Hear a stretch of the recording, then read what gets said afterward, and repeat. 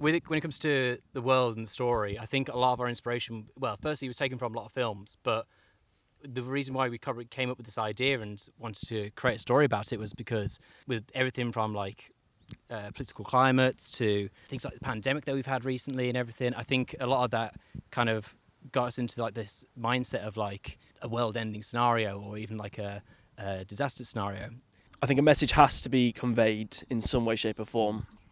Whether or not it's positive and negative, I think as long as it's all for the right reasons and comes across leaving an audience or a viewer kind of questioning something or kind of maybe finding something new. Yeah, finding something new, making them think something.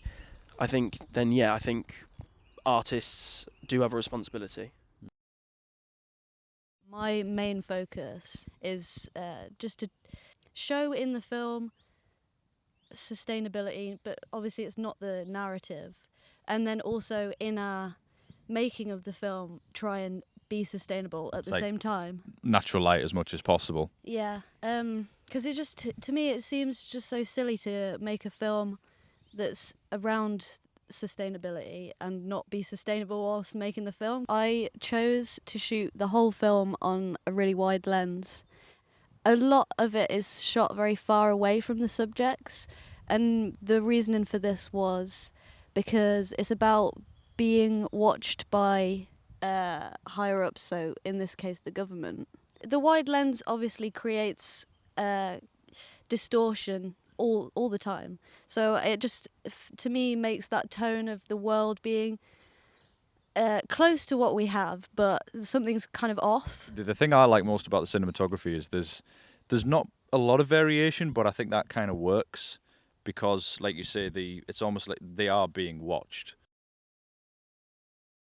Right, through writing the thesis at the moment and watching a lot of dystopian films, there is a very distinct sort of notion of how dystopia should sound, and a lot of it is just silence and absence, because I think it's not about, pumping strings and like choirs and stuff like that. It's a very sort of subtle but just evocative soundscape that kind of gets across the general sort of mood and desolation of the sort of environment.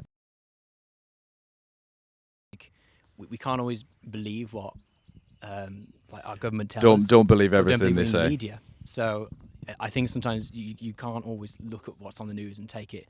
You sometimes take it with a pinch of salt and just try and find out the truth sometimes in things. And I think that's what the story, especially in Sparrow's perspective, I feel like she's discovered this truth and she's trying to get it out. And then more stuff seems to come up and she's kind of thrown into many obstacles to get there.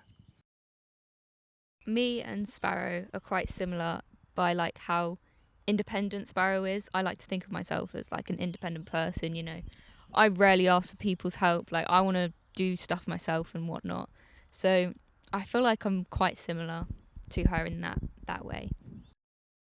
What I enjoyed the most about working on this project is that we were like brave and we were taking a lot of risks, and like even if like that makes our life harder and like lolly especially, but like we had a tons of cool ideas, and even if they were like hard to maintain, or like even like the final result wasn't as great, we weren't like afraid to experiment.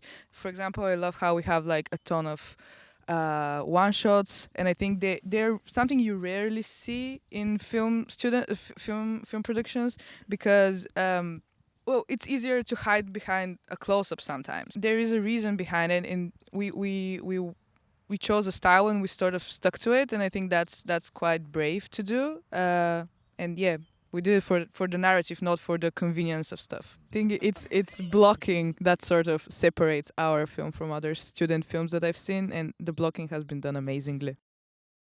Having the editor's opinion on set as to what will work and what won't work is what I think has been the saving grace. And also, can I just say, well done.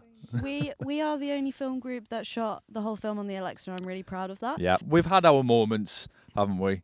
Yeah. Every film crew has their moments, but I think at the end of the day, we've come out all the better for it. Yeah. You know, because we've come together as a really, really good team. And those moments came out as a positive anyway, because we've learnt about each other, we learnt how each other work, and we've made room for that. You know what I mean? I feel like the architecture of it is as well as a massive thing of production design, and that's kind of what I wanted to put across as well. It's not all about fancy sets and fancy costumes, it's the world that you're in. Yeah.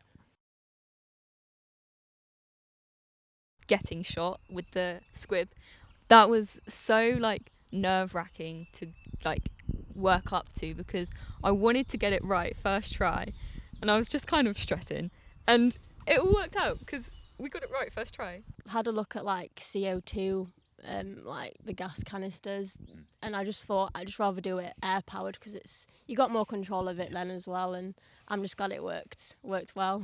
I think my fondest memory from filming, it's just, I think there was times where Laura would dance and get everyone dancing, and it was just it was a good vibe, good vibe. To be honest, I think the whole thing's just been great. To be honest, I don't really have specific memories, but yeah, it's been a great time.